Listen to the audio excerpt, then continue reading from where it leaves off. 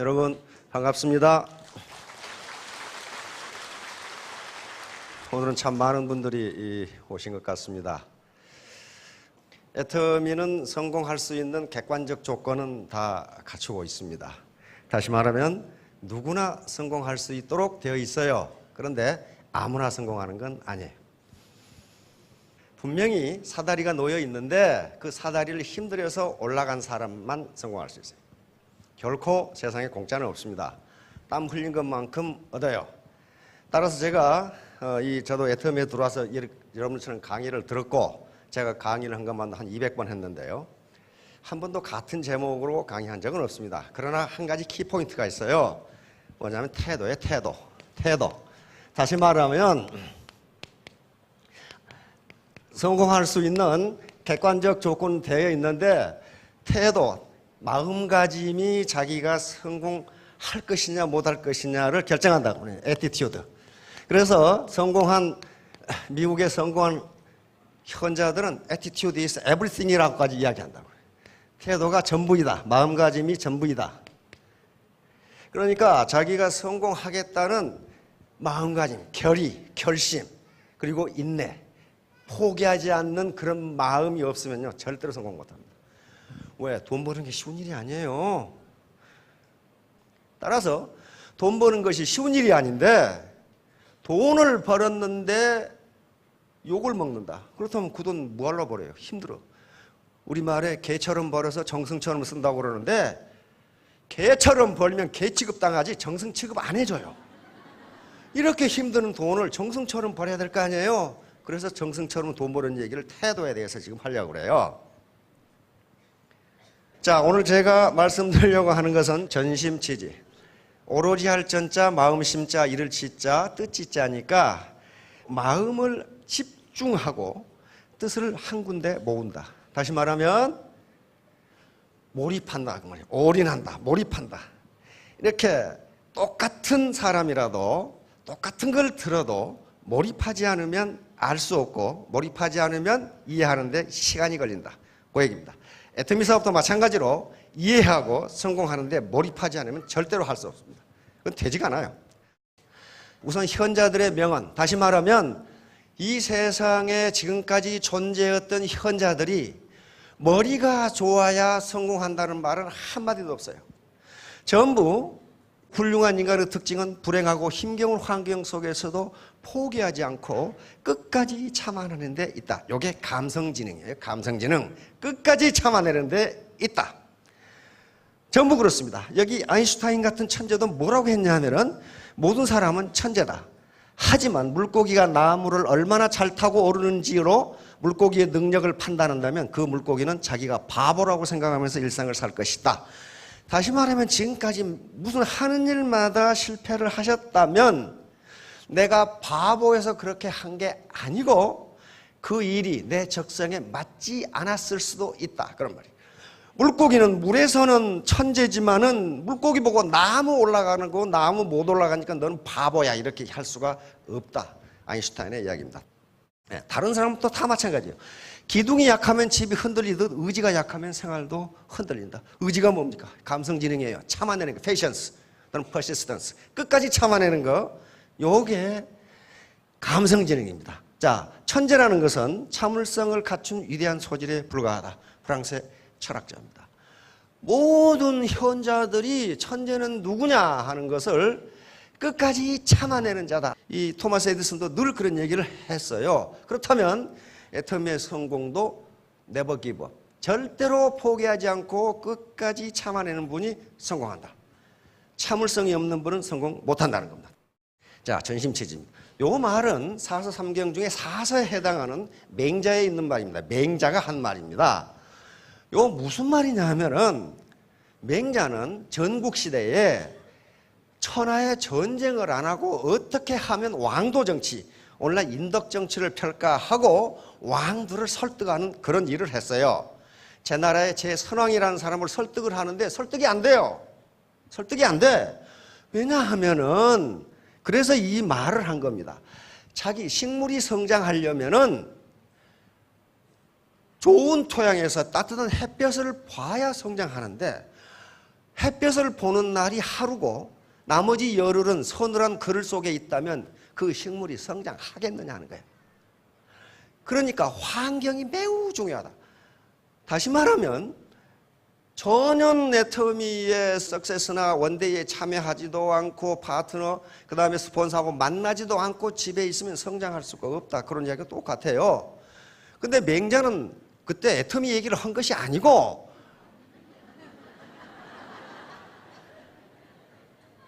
바둑 두는 얘기를 했어요. 바둑. 그 당시 바둑의 명인이 혁추라고 하는 사람인데, 혁은 바둑 혁자고 이름이 추자입니다. 바둑의 명인 그 말이에요. 그 사람한테 바둑을 배운다 하더라도 두 사람이 바둑을 배우는데 한 사람은 정신이 어디에 있냐면은 이 바둑 배우고 나서 가서 사냥해야지 요 생각하고 있고, 한 사람은 열심히 바둑을 배운다면 똑같은 시간에 똑같은 바둑을 배우더라도 누가 바둑을 잘 두겠느냐 그런 말이 있어요. 그러니까 무슨 일을 하더라도 정신을 집중하지 않으면 배울 수가 없다. 성공할 수가 없다. 그 얘기를 계속하고 있는 거예요, 맹자가. 자, 여기가 제 나라입니다. 지금 산동반도 여기가 제 나라고, 제남 그런 데가 있죠. 춘추전국 시대 월나라가 있고 초나라가 있고 이쪽으로 위나라가 있고 이렇게 되어 있는 나라입니다. 여기에서 있었던 맹자가 있었던 얘기입니다. 그런데 맹자는 우리가 세 가지 굉장히 유명한 얘기가 있죠. 두 가지. 특히 여기 지금 중국에 있는 비석입니다. 여기 뭐라고 되어 있어요? 맹모 삼천. 맹자가 어렸을 때 3살 때 아버지가 돌아가셨어요. 그래서 맹자 어머니 혼자 맹자를 길렀는데 아들이 하나밖에 없습니다. 그런데 이 어머니는 아들 교육에 아주 굉장한 정말 전심치지를 했어요. 그런데 맨 처음에 이사 가서 산 곳이 어디였습니까? 공동묘지 주변이었죠. 그랬더니 맨날 보고 배우는 게 꼬맹이가 장사 지낸 일만 하니까 아, 여기는 내가 아들을 키울 때가 아니다 해서 다음에 또 이사를 갔는데 그 주변에 상가가 있었단 말이에요. 상가가 있으니까 맨날 장사하는 것만 하니까 여기도 내가 아들을 키울 곳이 아니다. 그래서 결국 학교 주변으로 갔더니 공부를 하면서 열심히 예를 닦고 하는 걸 배우더라. 여기가 내가 아들을 키울 곳이다 한 게 맹자가 3번 집을 옮겼다는 거예요. 이건 뭘 의미합니까? 환경이 굉장히 중요하다.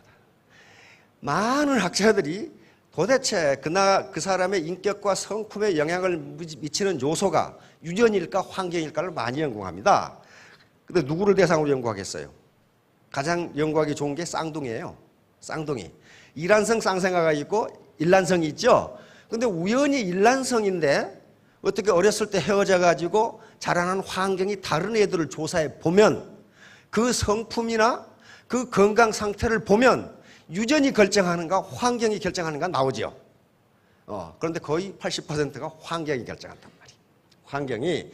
그러니까 맹모 삼천주기라는 게 아무리 자기가 열심히 해도 그 회사의 시스템이 성공할 수 있는 환경이 아니면 못해요.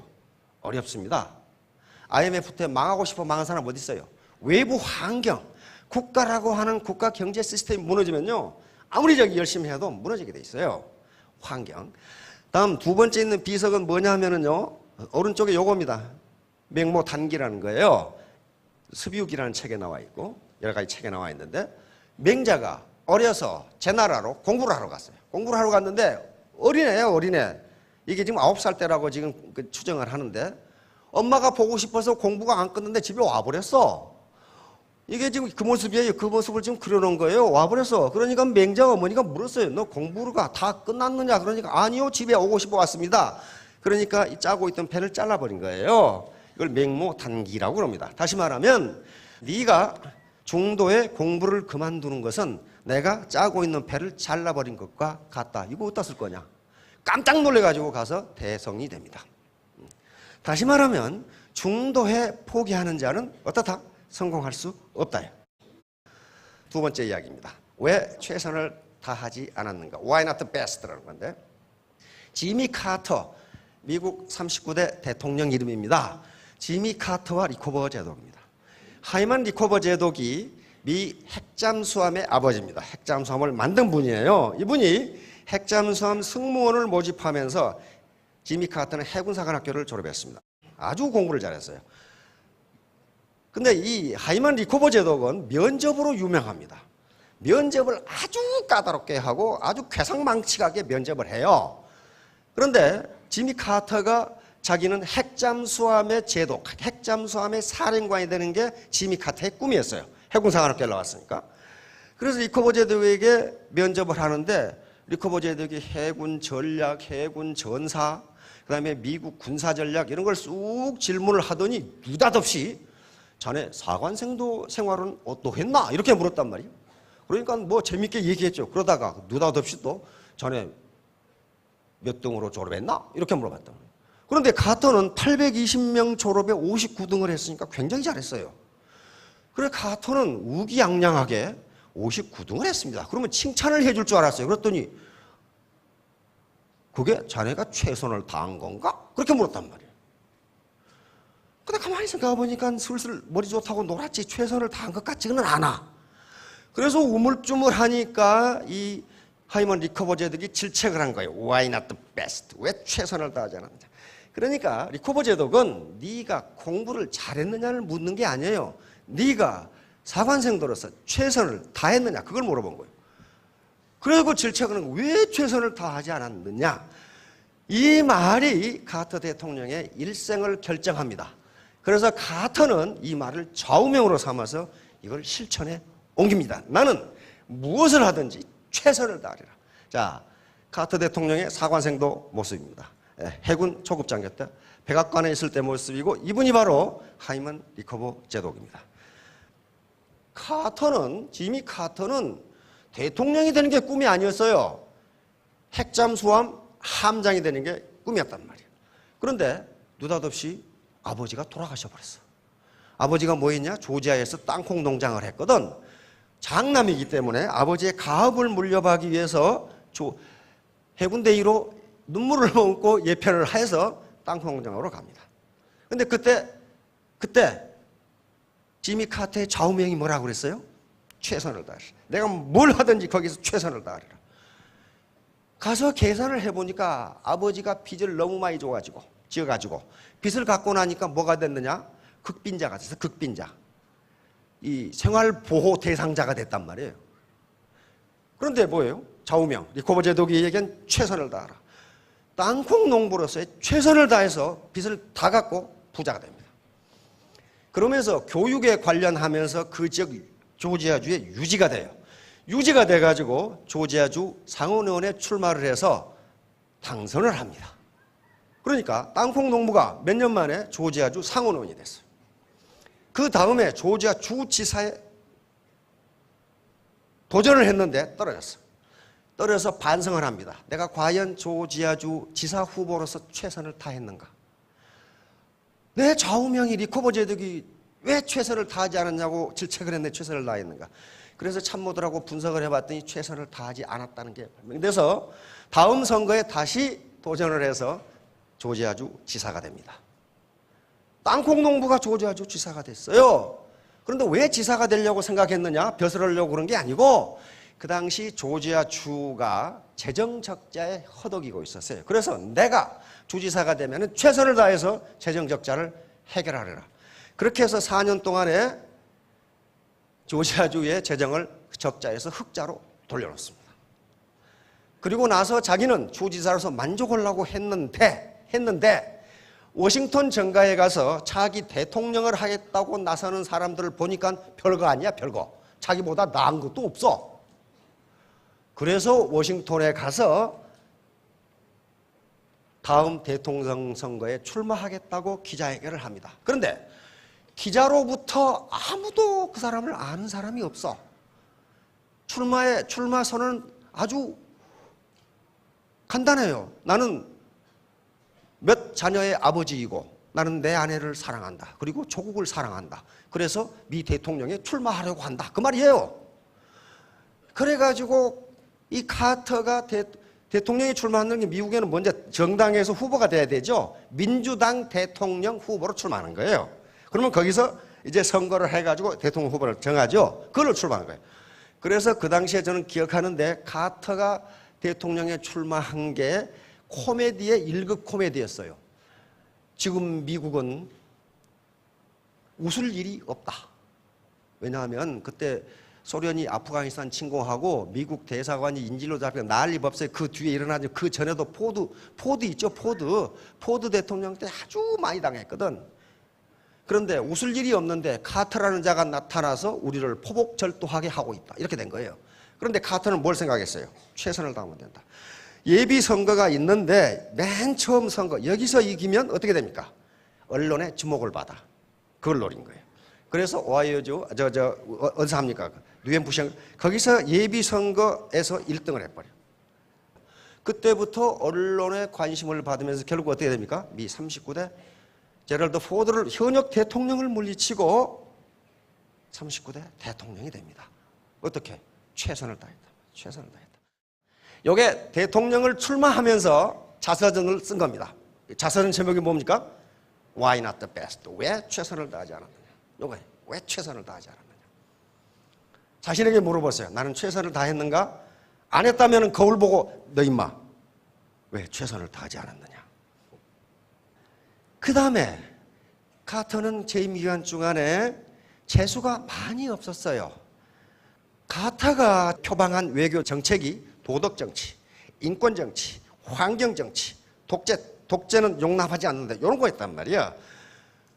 그러다가 79년 말에 석유파 제2차 석유파동나 이란에서 호메이 정권이 들어서서 미 이란 대사관의 인질 사태가 벌어져 이 문제를 해결 못해 이렇게 엉망진창이 되면서 결국은 카터는 재선에 실패합니다. 누구한테 지냐 하면은 레이건한테 져요. 로널드 레이건 대통령 알죠? 캘리포니아 배우 집니다. 공화당한테 져요. 강한 미국을 표방하고 나선 레이건 대통령한테 집니다. 그러면 카터의 일생은 거기서 끝난 게 아니었어요. 카터의 그 업적, 카터의 그 인품은 대통령이 끝나고 나서 나타나기 시작했단 말이에요. 맨 먼저 뭐 했느냐? 카터 센터를 만들어 가지고 행복 만들기, 질병 퇴치하기, 희망 가꾸기라고 하는 3대 슬로건을 가지고 전 세계 분쟁을 해결하고 가난한 자를 돕고 특히 헤비타트 운동을 이건 빈자들을 위한 집짓기 운동입니다. 우리나라에 왔었죠. 2001년 우리나라에 와서 필리핀의 코라슨 아키노 대통령하고 와서 136채 그때 아마 집을 지었을 거예요. 직접 망치를 들고 집을 짓고 질병 퇴치, 환경 보호, 분쟁 해결, 세계 많은 분쟁을 해결합니다. 이게 폼 잡는 게 아니고 우리나라에 와서 집 짓는 거예요 지금 이거. 망치 들고 톱질하고 이 부인 로잘리 연사하고 그렇게 한 겁니다. 그래서 결국 어떻게 됐어요? 2002년 노벨상을 받습니다. 노벨 평화상을 받았어요. 노벨상 연설입니다. 굉장히 명연설을 했어요. 아주 짧게 한 5분 동안 했는데 명연설을 합니다. 우리는 변화의 시대에 적응해야 하지만 불변의 원칙들은 여전히 고수해야 한다. 변하지만 변하지 않는 게 있어요. 가장 중요한 게 양심이고 도덕성이고 정직성이에요. 그런 건 변하지 말아야 한다. 전쟁은 때로는 필요악이 될 수도 있다. 하지만 아무리 필요하다 할지라도 그것은 언제나 악이지 선이 될 수 없다. 노벨상에서 연설 내용에 들어있습니다. 후회가 꿈을 대신하는 순간 우리는 늙는다. 이건 카터가 쓴 책에 들어있습니다.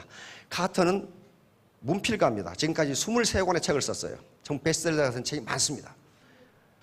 그 다음에 우리가 하고자 하는 것을 할 수 있다. 그리고 때로는 우리가 생각했던 것보다 훨씬 더 훌륭하게 할 수 있다. 마지막에 뭐라 그랬습니까? 어떻게 피곤하지 않으십니까? 그러니까 이 말을 했어요. 나는 겨우 80살이다. 그러면서 뭐라고 했냐? 몇 년은 더 일할 힘이 있다.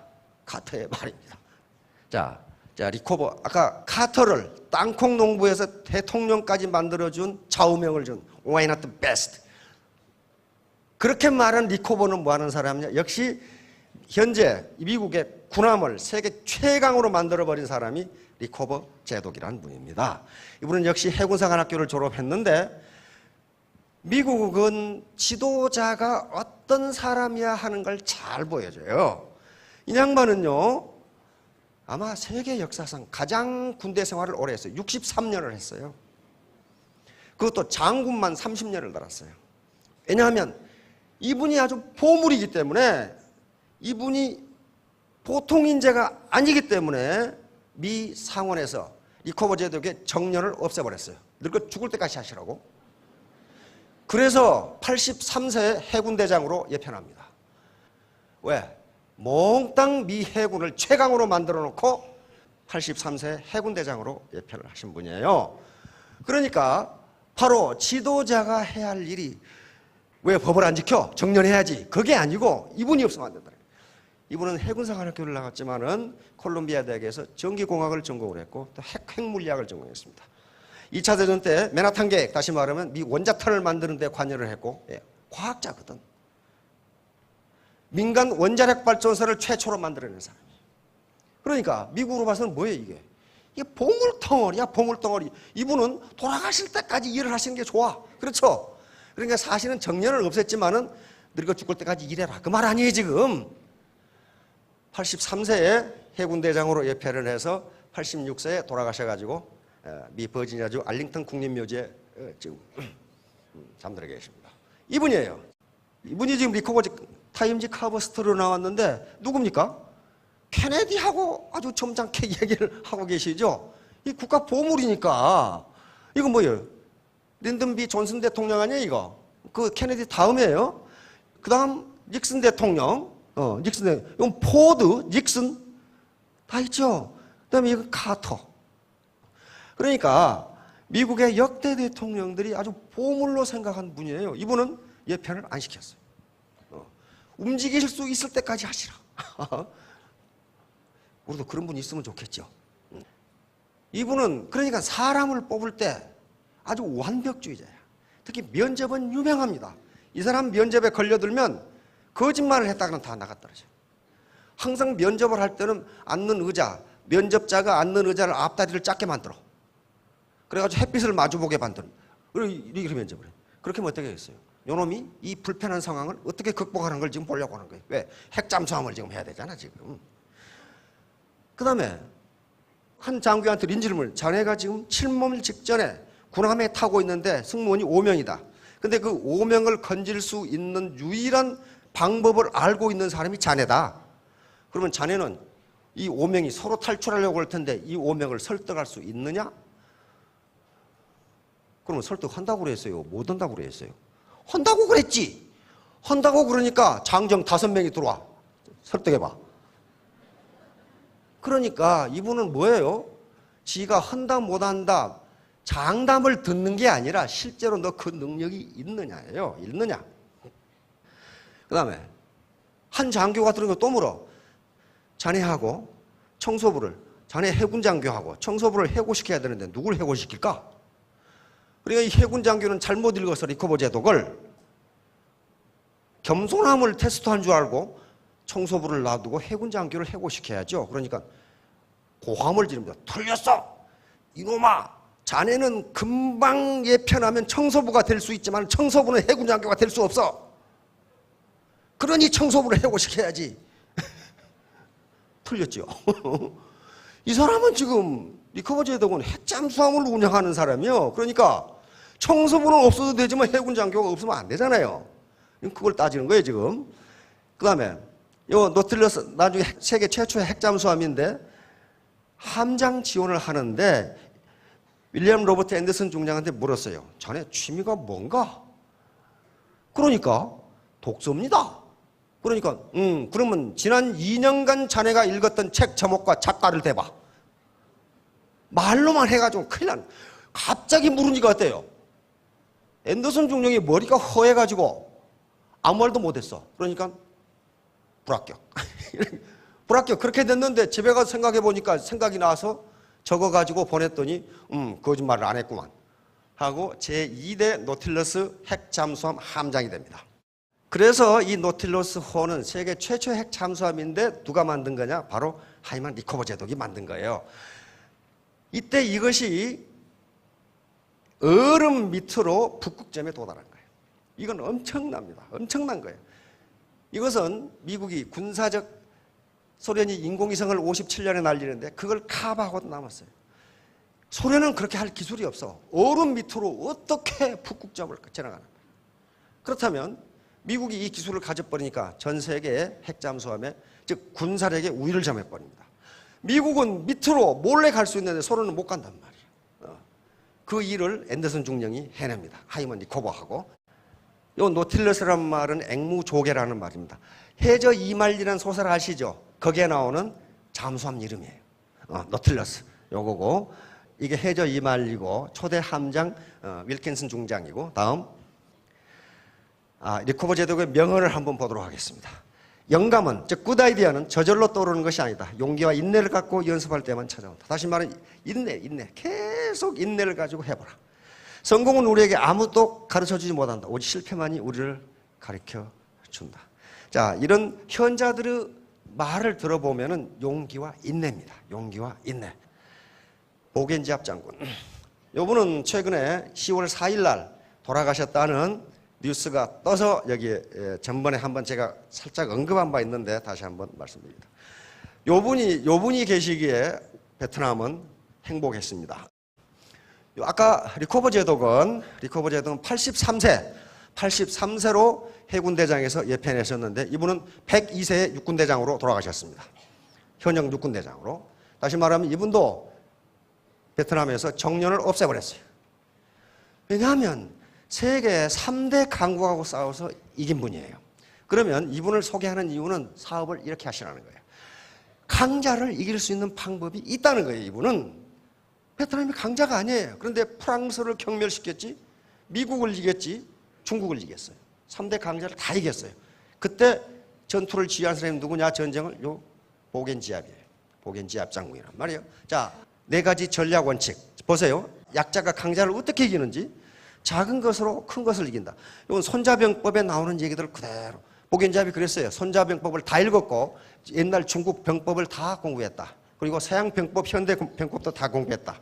그렇게 이야기하고 있습니다. 적음으로 많음을 이긴다. 그 다음에 질로서 양을 이긴다. 약으로 강을 이긴다. 이건 육도삼약에 나오는 얘기입니다. 유능제강 또는 양능제강이라는 말이 있습니다. 약자가 능히 강자를 제압할 수 있다는 얘기예요. 그러니까 이렇게 이걸 실천하기 위해서 삼불전략. 적이 원하는 시간에 싸우지 않는다. 적이 원하는 장소에서 싸우지 않는다. 적이 원하는 방법으로 싸우지 않는다. 그러니 항상 어때요? 기습을 하는 거죠. 그리고 전혀 엉뚱한 전쟁을 치른단 말이에요. 이게 약자가 살아남는 방법이에요. 자, 이분이에요. 자, 102세답죠? 102세 현역 육군대장입니다. 이분은 세계의 전쟁에서 다 이깁니다. 그리고 이분의 베트남인들이 데모할 때 중국이 지금 여러 섬들을 서사군도 남사군도 스프레트리 군도죠. 여기를 자기 땅이라고 할 때 데모할 때 바로 내거는 게 지압정신입니다. 지압 스피리트. 지압정신이 뭐냐 하면은 결정결승이에요. 전쟁을 결심하면, 싸우기를 결심하면 반드시 이긴다. 사업을 결심했으면 반드시 성공한다. 결정결승이에요. 이기면 좋고 뭐 지면 그만이고, 그러면 반드시 져요. 반드시 져. 자, 이 프랑스 베트남 전쟁인데 스토리는 이렇습니다. 원래 인도 차이나는요 프랑스 식민지였어요. 그런데 2차 대전이 터지면서 프랑스가 독일에 밀리니까 식민지를 경영할 능력이 없으니까 누가 잡섰어요? 여기 일본 분들 안 계시면 일본이 잡섰어요, 그걸. 일본이 드셨어. 그런데 왜 그렇게 했냐면, 그런데 프랑스인들이 식민지를 통치하면서 가혹하게 착취를 했습니다. 노동력 착취와 자원 착취를 했어요. 근데 일본이 들어가서 더 가혹하게 착취를 합니다. 왜냐하면 일본이 들어간 이유가 그거였기 때문에 동남아시아에서 자원을 채취하기 위해서 거기에 들어갔거든요. 왜냐하면 지금 진주만 공격을 하기 위해서 그랬어요. 그래서 보겐지압은 젊었을 때에 하노이 대학을 나왔는데 보겐지압은 법학사이고 정치학생 인텔입니다. 보겐지압은 젊었을 때 정글에서 베트민, 북베트남 해방전선을 만듭니다. 만들어서 일본군하고 싸워요. 그래서 일본군이 태평양 전쟁에서 망하자 1945년 물러갑니다. 물러가니까 이제서 살아난 프랑스가 다시 베트남을 점령을 합니다. 이때부터 이제 전쟁이 시작됩니다. 그래서 프랑스는, 근데 보겐지압의 전략은 뭐냐 하면은 적을 경멸하는 게 아니고 적의 전투의지를 꺾어버리는 거예요. 전투의지를 꺾어버려. 그러니까 자기 파트너들이 사업의지가 꺾이면은요 죽어도 못합니다. 사업의지를 꺾지 않아야 돼요. 그리고 자기 사업의지를 자기가 스스로 셀프 모티베이션을 해야 돼요. 의지가 꺾이면 아무것도 못한다는 거예요. 그러니까 아무리 강한 군대도 전투 우지를 꺾어버리면 복겐지압의 전략입니다. 약자예요. 복겐지압은 약자예요. 약자니까 적의 전투 우지를 꺾어버렸죠. 적이 강자니까 이길 수는 없다. 맞싸워서 이길 수는 없으니 어떤 방법으로든 적의 전투 우지를 꺾어버리면 된다. 그렇게 생각한 거예요. 이제 프랑스군이 계속 게릴라전을 하니까 프랑스는 어떻게 생각했느냐. 저놈들을 한꺼번에 몰살을 시켜버려야 되겠다고 해서 그 몰살 장소로 잡은 게 디엔비엔푸라는 겁니다. 여기가 디엔비엔푸예요. 여기가 중국이고 여기가 라오스입니다.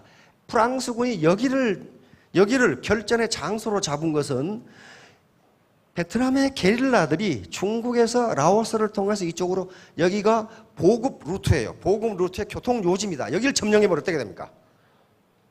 보급이 안 되니까 베트남의 게릴라들은 아사해버려요. 그러니까 틀림없이 베트남 군들이 여기를 공격할 것이다. 그때 우리는 요새화 시켜가지고 경멸을 시켜버리면 전쟁이 승리한다. 누가 그렇게 나발을 불었냐면 나바르 장군이. 전쟁은 여자와 같아서 덮칠 줄 아는 사람에게 몸을 맡긴다. 그런데 지가 덮친 게 아니고 이렇게 나발은 불었는데 복겐지압이 먼저 덮쳐가지고 전쟁이 복겐지압에게 몸을 맡겼어. 다시 말하면 이 디엔비엔푸에서 디엔비엔푸를 공격하는데 공격 준비를 하는데 10년을 했어요. 10년. 그렇게 신중하게 했어요. 10년을 해가지고 프랑스군을 괴멸시켜버립니다. 프랑스는 포병 지휘관은 자살하고 프랑스는 항복을 하면서 전쟁이 끝납니다. 그러니까 누가 항복했어요? 프랑스가 베트남에게 항복을 합니다. 16,000명의 정예병이 있었는데 5,000명 전사, 10,000명 포로. 프랑스는 역사상 가장 최대의 수모를 당한 겁니다. 게릴라들한테, 베트남 게릴라들에게 5,000명이 전사하고 10,000명이 포로로 잡히고 무조건 항복을 해버려요. 다 죽게 생겼거든. 다 죽게 생겼거든요. 왜? 보급로가 비행장인데 비행장을 점령해버렸어요. 비행장을 파괴해버렸어요. 그러니까 어떻게 됩니까? 전쟁 의지가 꺾여버린 거예요. 그러니까 항복 이렇게 된 거예요. 그래서 나바르 장군은 나발만 불고 프랑스로 절소를 하게 됩니다. 이제 2차 인도차이나 전쟁은 미국과의 전쟁입니다. 역시 이건 20년 전쟁인데 미국이 역시 패배합니다. 이때 미국이 얼마나 비참했는가 하는 것은 미군 장성이 쓴 책에 들어있습니다. 웨스트 포인트 스토리라는 책에 완전히 세계 최강의 군대가 아주 원시적인 무기로 싸우는 군대에게 졌어요. 졌다고. 져서 도망갔어요. 몇 몸만 도망가는 바람에 베트남에는 엄청나게 많은 미군의 물자와 무기가 그대로 남았어요. 베트남군이 최강이 됩니다. 세계에서. 그러니까 미군은 어떻게 했어요? 미국의 장병들은 완전히 의지가 꺾여요. 어떻게 우리가 졌냐, 이거 어떻게 졌냐 이거지. 그래가지고 미군이 독일군부터 한국 모든 미군의 이 진지가 마약 소굴로 바뀝니다. 그래서 한 부대에 마약 중독자가 10 내지 15%라고 했고 매일 군기사고 장교의 말을 듣지 않아. 장교도 뭐라고 명령을 받았냐 하면은 야간에는 내무반에 들어가지 말라. 그렇게 했어요. 왜? 아무나 가지고 칼로 찌르니까. 왜 그렇게 됐어요? 월남전을 하면서 장병들은 국가를 위해서 국가의 명을 받고 지금 목숨을 걸고 싸우는데 본국에서는 반전대모, 기구관 장병들에 대해서는 어디 가장 나쁜 놈들 말이지. 이렇게 취급을 받으니 이게 뭐냐 이거야. 우리는 죽으라고 싸웠는데 초국에 가니까 나쁜 일 범죄 저지르고 온 놈처럼 취급하니까 전부 미군이 시리에 빠진 거예요. 이걸 구해내려면 누가 해야 됩니까? 리더, 지도자들이 해야 돼요. 정치 지도자 그리고 장교들이 해야 됩니다. 장교들이 미군을 살리기 시작합니다. 그런 놈을 전부 예편시키고 다시 군기를 잡아가면서 살리는데 결정적으로 살린 것은 레이건 대통령이에요. 자, 전쟁에 져서 사기가 떨어진 군대를 사기를 올리려면 어떻게 하면 되겠어요? 그거 모르시네. 모를 수밖에 없어. 전쟁에 이기면 돼. 그렇잖아요. 전쟁에 이기면 돼요. 전쟁에 져서 사기가 떨어진 군대를 사기를 올릴 수 있는 유일한 방법은 전쟁에 이기면 돼. 근데 전쟁이 없으면 어떻게 되느냐? 없으면 전쟁을 만들면 돼. 전쟁을 만들어서 이기면 돼요. 미국만 그 힘이 있어요. 미국은 그렇게 했습니다. 저쪽 중미에 가면 그라나다라고 하는 조그만 섬나라가 있어요. 영국의 독립한 나라죠. 거기에 미국 대학생들이 인질로 잡혀 있다고 하고 3대 공중파 방송을 동원했습니다. ABC, NBC, CBS를 동원해서 US 아미가 국민을 위해서 얼마나 훌륭하게 활동하고 있는가를 전부 활동 사진으로 찍었어요. 근데 그거 그렇게 많은 병력 안 가도 되거든. 대학생들 잡혀있지도 않았고 그라나다가 뭐가 있겠어 거기에. 그런데 많은 병력을 동원해서, 그런데 그 책에 보면 그렇게 했어요. 많은 사람들은 우스꽝스러운 전쟁이라고 할 것이다. 왜냐하면 가보니까 아무도 없어. 그런데 미국 대학생들을 구조해서 본국으로 송환하고 3대 공중파 방송은 미군이 얼마나 용감하게 전투를 하는가를 방송을 계속했어요. 그러니까 미군이 돌아오니까 국내에서 어떻게 됩니까? US 아미 원더풀을 계속 외치는 거예요. 그러면서 미국의 사기가 올라가기 시작합니다.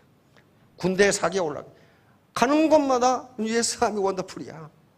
옛날에는 살인자, 비겁자 뭐 이렇게 됐는데, 그러자 레이건은 다시 행동을 취합니다. 83년에 파나마를 일개 군단을 동원해서 침공을 해서 파나마 대통령 노리해간지 무슨 해간지를 잡아다가 마이애미의 감옥에 가다 버립니다. 그러니까 뿔따구가 나면은 남나라 대통령을 잡아다가 감옥에 가다 버린다니까. 왜? 미국에 마약이 돌아다니는 게 저놈 자식이 틀면 혐의가 있다 이거야. 혐의가 있는 거예요. 혐의가. 그래서 파나마 침공에 성공합니다. 그러고 나서 85년에 카다피가 말을 안 들으니 페남기 폭파 무슨 테러에 리비아가 관여됐다고 해서 리비아를 폭격합니다. 그렇게 하면서 미군의 사기는 다시 올라가고 세계 최강의 군대가 됩니다. 다시 말하면 계속 지금까지 뭐 당하고 그렇게 해서 사기가 떨어지신 분은요, 애터미 사업에서 조그마한 성취라도 하나 해보세요.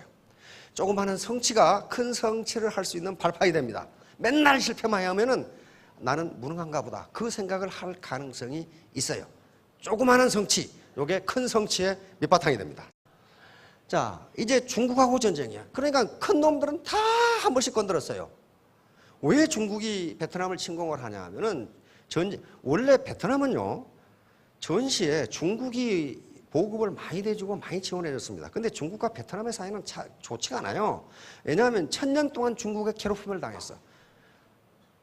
근데 그걸 깡다구로 버텼어요. 버텼는데 전쟁이 딱 끝나니까 이제 문제가 달라진 거야. 베트남이 인도차이나를 점령해 버립니다. 그런데 크메르 루즈라고 들어보실 겁니다. 킬링필드라는 영화가 있었죠. 크메르 루즈가 친중국 정책을 취하면서 베트남하고 사이가 안 좋아. 그래서 베트남 정규군이 크메르를 점령해버리고 크메르 루즈를 쫓아내버리고 거기에 친베트남 정권을 세우고 거기에 있는 중국 화교들을 전부 추방해버립니다. 그래서 중국은 화가 무지무지 났어요. 이 자식이 힘이 좀 세지니까 말을 안 들어. 거기서 나오라고 했는데 안 나와. 나오라고 하면 나오라 해야 되는데. 그래서 등소평이 우리가 베트남에게 교훈을 가르쳐줘야 되겠다. 그 말을 했어요. 그 말을 하고 세 군데로 10개 사단을 동원해서 공격을 합니다. 그런데 이 베트남에는요, 베트남 정규군은 전부 크메르, 지금 캄보디아에 가고 없기 때문에 여기에 남아있는 것은 베트남 민병대예요. 베트남 민병대, 우리 같으면 예비군만 남아있는데 중국 정규군 10만이 베트남 민병대에게 괴멸당해버려요. 깜짝 놀라서. 그래서 중국이 깜짝 놀래가지고 10만을 더 보냈어. 10만을 더 보냈는데 그것도 괴멸당해버려. 그래서 40만을 보냈는데 40만도 다 깨져버렸어. 탱크 파괴 420대, 전투기 격추 15대. 누구에게 졌느냐? 베트남 민병대 10만에게 중국군이 깨져버려. 이때 전투를 지휘한 분이 보겐잡 장군이에요. 이때 국방장관이었거든. 보겐잡 장군은 전투우지를 꺾는다고 했어요. 전투우지를. 그래서 중국이 베트남을 침공하는 이유가 뭘까? 보겐잡은 뭐라고 생각했느냐? 이제 우리가 전쟁이 끝나고 통일을 하니까 중국이 자기들이 힘이 얼마나 센가를, 즉 힘을 과시하기 위해서 그런다 하는 것을 알았어요. 그렇다면 요 의지를 꺾어버려야 되겠다 해서 술술 자기들은 인해 전술로 오는데 느닷없이 공격을 해버린 거예요. 그러니까 초장에 아주 맹공을 퍼부어버리니까 하다 다 죽어버린 거예요. 여기서 하다가. 그래서 단 한 달 만에 중국군이 철수해버립니다. 저놈하고 싸워서는 안 되겠거든 지금. 저놈하고 화가 무지무지 나 있는 놈하고 싸우는 데는 싸움을 피하는 게 최적이에요. 그렇죠? 역시 중국이 패배하고 나가버립니다. 이런 양반이에요. 그러니까 어떻다는 거예요? 사업을 하는데도 전술 전략이 있어야 돼요. 무조건 열심히 한다고 되는 게 아니란 말이에요. 자, 올인. 이거 보셨죠? 올인은 원래 도박에서 판돈을 한꺼번에 다 거는 것. 근데 지금 우리가 사회적으로 쓰는 보통 명사로서는 자기 정신적 에너지, 육체적 에너지를 모두 한 곳에 쏟아붓는 겁니다. 올인하지 않으면 할 수 없어요. 올인의 실제 주인공이 차민수라는 분이라고 그랬죠? 차민수 씨가 지금 어디 교수죠? 어디 교수예요. 지금 국내에 와 있어요. 교수인데 도박 중독자들한테 도박을 가르치기도 하고.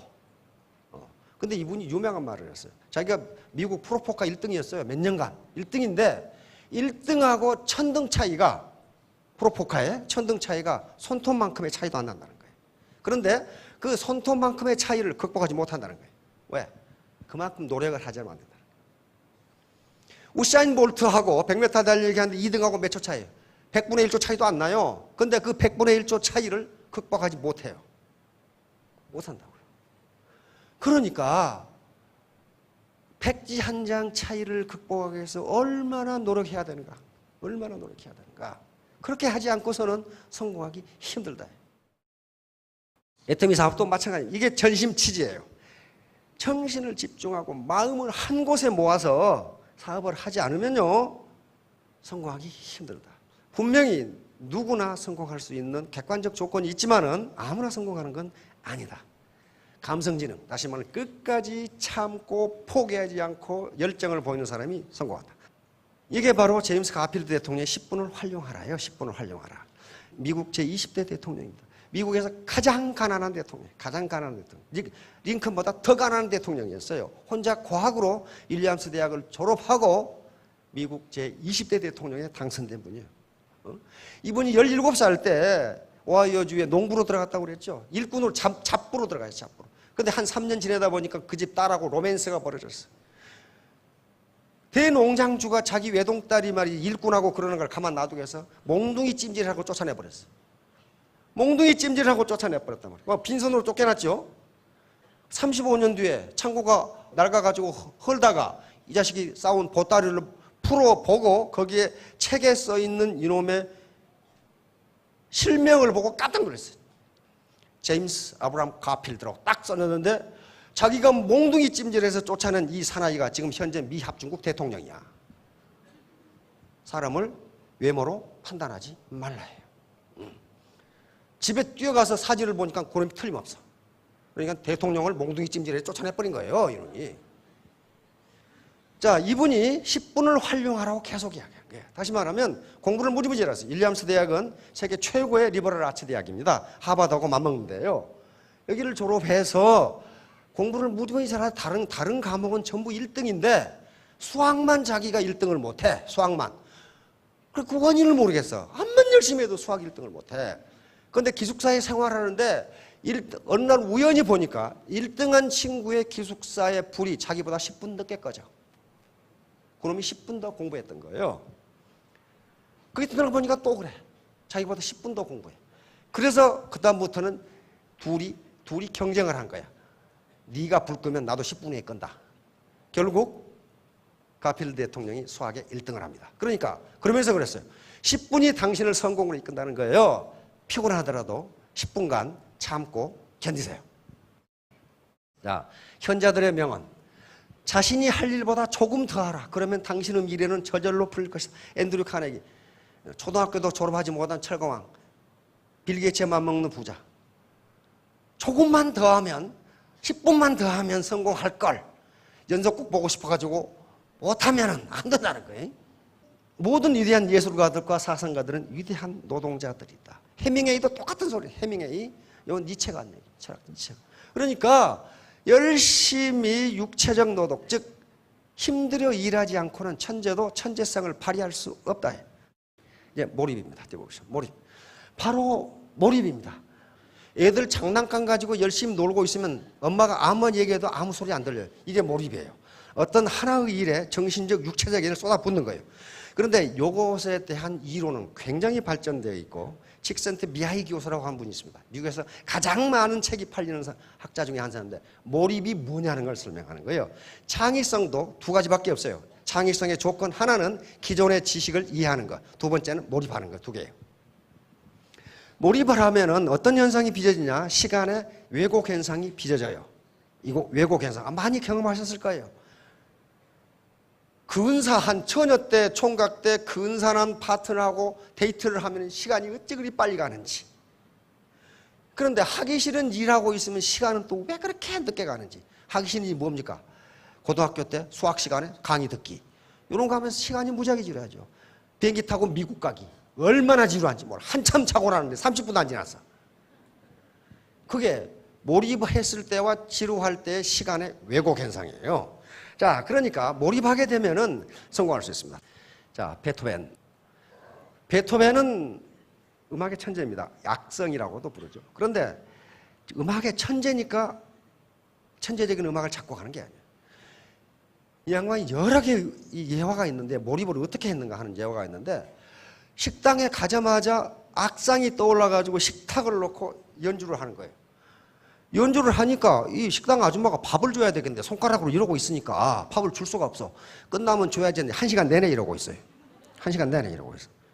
그게 몰입이에요. 그래서 악성이 된 겁니다. 베토벤이 2층에 사는데 빈에 가면은 짤스부르크 아주 빈에 가면은 베토벤이 산 집이 80군데라고 그래. 맨날 이사만 다니니까. 집이 없으니까. 2층에서 아래층에 주인이 살고 2층에 베토벤이 세대로 사는데 아래층으로 물이 계속 떨어지는 거예요. 주인이 암만 고함을 질러도 그 서양의 집은요 우리처럼 그 콘크리트가 아닙니다. 판자로 돼 있어가지고 낡으면 계속 물이 떨어지게 돼 있어요. 고작 위에다 카펫 하나 깔아놨으니까 고함을 질러도 소리가 없으니까 가봤어. 문을 벌컥 열고 들어갔더니 양동이에다가 물을 펴놓고 계속 피아노를 치는데 손가락이 아프면 여기 집어넣고 이걸 치고 이러고 있는 거예요. 그리고 누가 문을 열고 들어왔는지도 몰라.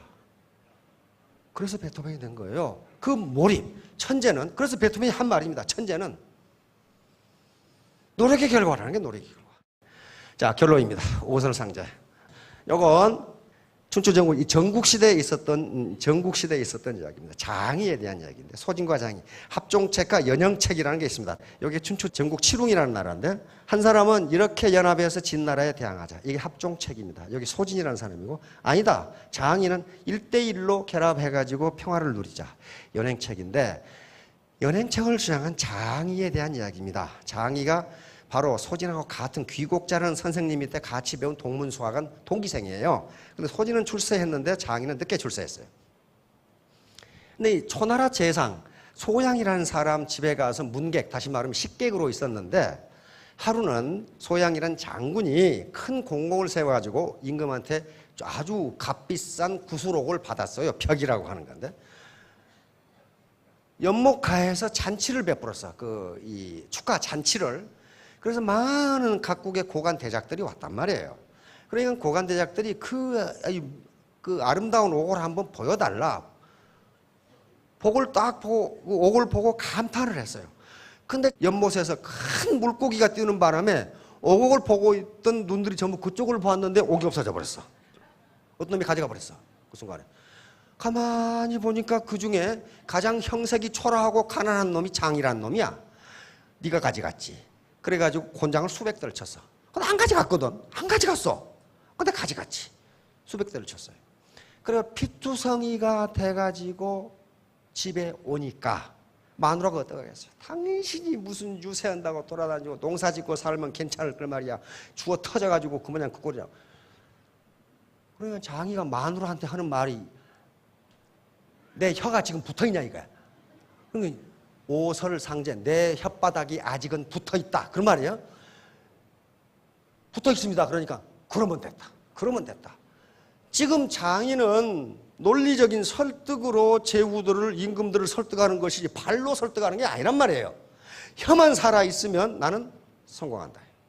결국 성공합니다. 해가지고 성공해서 장인은 이 7개 국가의 재상을 겸합니다. 그러니까 한 나라의 재상이 아니고 7개 국가의 재상을 겸해. 그래서 어떻게 했겠어요? 초나라 이 재상 소양한테 말합니다. 당신은 언젠가 나한테 죽을 것이다. 초나라를 멸망시켜버렸어요. 초나라를 멸망시켜버렸어요. 그러니까 여러분 시대에 얻어맞고 누구한테 당하고 어떤 놈 개돈 떼어먹고 도망가고 어떤 놈 속임수 치고 우리 지금 82세 어르신 계시는데 설탕물 퍼가지고 만병통치하게 하고 팔아먹고 좀 당했죠. 당했는데 그래도 아직 뭐가 남아있어요? 혓바닥 남아있잖아요. 싸고 좋아 써봐, 싸고 좋아 써봐, 싸고 좋아 써봐 남아있잖아요.